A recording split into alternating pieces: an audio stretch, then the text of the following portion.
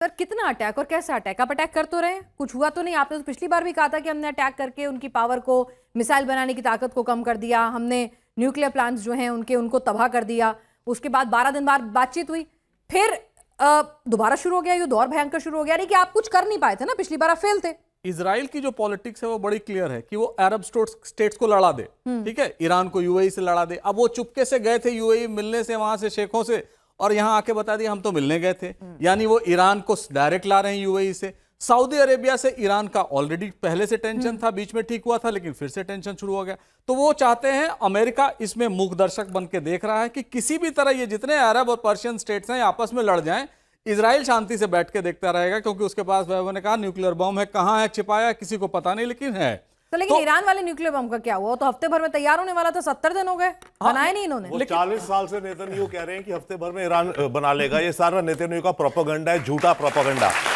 और यही नहीं, इजराइल ने पहले भी इराक में बगदाद में बॉम्बिंग करके वहां का जो न्यूक्लियर मटेरियल था उसको भी खत्म कर दिया है।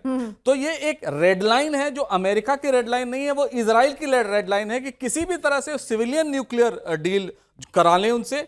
3.67% जो फिसाइल मटेरियल होता है सिविलियन न्यूक्लियर यूज के लिए, वो भी वहां से नहीं बनने दें, यानी उनका जो न्यूक्लियर एनरिचमेंट प्रोग्राम है वही खत्म कर दें। लेकिन ईरान बिल्कुल तैयार नहीं है, इसलिए क्योंकि वो जानता है कि जिस दिन न्यूक्लियर एनरिचमेंट प्रोग्राम खत्म कर देंगे, ये हमास और गजा की तरह हमें ट्रीट करने लगेंगे, लेबनान की तरह ट्रीट करने लगेंगे। नहीं सर, नॉर्थ कोरिया के सब लोग उदाहरण देते हैं ना कि सबसे अच्छा तो वही अपने मन की करता है, क्योंकि पावर है उसके पास, पावर है, और चाइना जैसा सपोर्टर उसके बगल में है। आप ईरान का भी सपोर्ट तो, चाइना का सपोर्ट तो ईरान को भी है सर, पूरी, और रूस का भी है। लेकिन न्यूक्लियर मटेरियल के लिए ईरान और रूस ने उनको मदद नहीं की। वो हमेशा एक रेड लाइन ड्रॉ करें कि ईरान नहीं बनाएगा।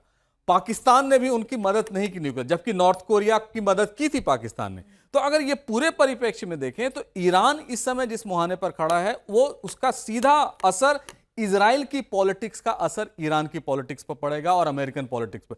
जब इजराइल विंक करेगा, वो एक आंख मारेगा, तभी वहां से ट्रंप कुछ कर पाएंगे। ऐसा लग रहा है कि अमेरिका सुपर पावर नहीं है, इजराइल सुपर पावर है आपकी बात। एग्जैक्टली। ठीक है वैभव, इस बीच में हम लोगों की दिलचस्पी रहती है, मियां मुनीर साहब जो हैं वो बहुत कोशिश कर रहे थे, होटल बुक हुए, कुछ हुआ नहीं, फिर दोबारा कोशिश की, फिर फाइलें इधर उधर लेके गए हैं।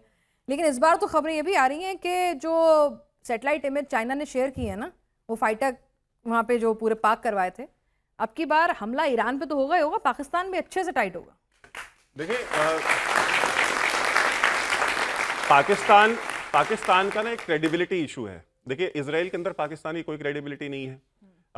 इजराइल के जो राजदूत हैं, जो एम्बेसडर हैं, वो ऑलरेडी ये बात कह चुके हैं कि ये जो है इट्स अ कंप्लीट सर्कस। कहते हैं कि इट्स अ जोक, कि आतंकवाद का सबसे बड़ा जो स्पॉन्सर देश है वो जो है एक दूसरे आतंकवाद के स्पॉन्सर देश की और हमारे बीच में जो है बातचीत या नेगोशिएशन कराने की बात कर रहा है, पीस की बात कर रहा है। तो कहते हैं कि भाई वो तो एक जोक है।